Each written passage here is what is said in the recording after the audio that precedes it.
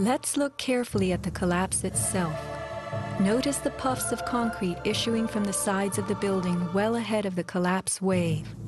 Called squibs in demolition language, these are actual explosives, charges firing visibly through the exterior as gravity pulls the building down.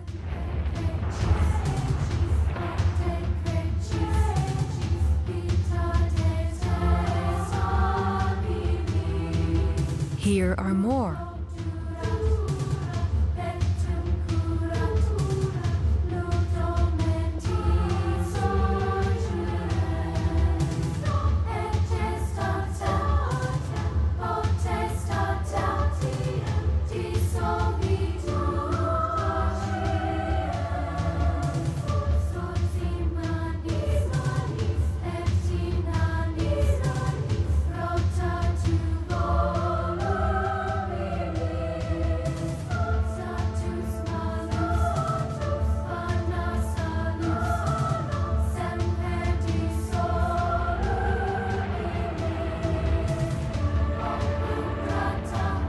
Shattering from the top, engulfed by banana peel plumes, these were no ordinary implosions.